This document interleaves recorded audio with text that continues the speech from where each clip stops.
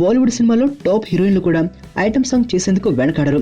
ఆ కల్చర్ మన దగ్గర కూడా వచ్చిందని అనుకున్నాం. కానీ ఎందుకునో మరి మన హీరోయిన్లు ఐటమ్ సాంగ్ చేసేందుకు భయపడుతూ ఉంటారు. ఒక ఐటమ్ సాంగ్ లో డాన్స్ చేస్తే చాలు కెరీర్ అయిపోయింది అనుకుంటారు. ప్రస్తుతం అలాంటి భయంలోనే బతుకుతోంది కాజల్. జనతా గారి చిత్రంలో పక్కా లోకల్ అంటూ మంచి ఊపున్న ఐటమ్ సాంగ్ లో కాజల్ కనిపించింది. తారక్ పక్కన స్టెప్పులేసి అభిమానులను బాగానే ఆకట్టుకుంది. నిజానికి మొదట్లో ఈ చిత్రంలో ఐటమ్ సాంగ్ వద్దనుకున్నారట. కానీ నిర్మాత పట్టుబడటంతో పెట్టాల్సి వచ్చింది. సినిమాకు ఆ పాట ప్లస్ కావాలన్న ఉద్దేశంతోనే కాజల్ను రంగంలోకి దించారు. దీంతో సాంగ్ అదిరిపోయింది. ఎవరైనా హిట్ వస్తే ఆనందిస్తారు. కానీ కాజల్కి ఇదో కొత్త టెన్షన్ అయిపోయిందట.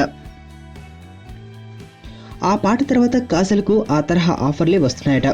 దీంతో ఎక్కడ ఐటమ్ గర్ల్గా మిగిలిపోతానేమో అని కాజల్ తెగ భయపడుతుందట. తమిళ పరిశ్రమ నుంచి కాజల్కు ఇలాంటి ఆఫర్లు కొన్ని వచ్చాయని తెలుస్తోంది. వాటిని సున్నితంగా తిరస్కరించిందని సమాచారం. ₹1,00,00,000 ఇచ్చినా సరే ఐటమ్ సాంగ్స్ ఇకపై చేసేది లేదని తెగేసి చెప్పేసింది. జనతా గ్యారేజ్లో తారక్ హీరో కాబట్టి చేశారని అంటోంది. ఇప్పటికే హీరోయిన్ గా కెరీర్ సోసోగా ఉంది. ఈ మధ్యనే మెగాస్టార్ 150 చిత్రంలో అవకాశం వచ్చింది. ఆ సినిమాపై భారీ అంచనాలున్నాయి.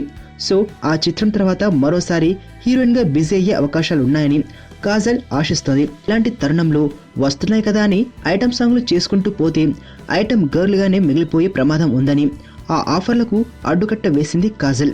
తన జీవితంలో ఇంకెప్పుడు ఐటమ్ సాంగ్స్ జోలికి వెళ్ళని నిర్ణయించుకుందట. ఐటమ్ సాంగ్స్ మరీ అంత ఇదిగా ఉన్నాయా? మీ నాన్నకో ఫోన్ చేయవే, ఎక్కడున్నారు? ఏడే మన భుజంగా కనబట్లేదు.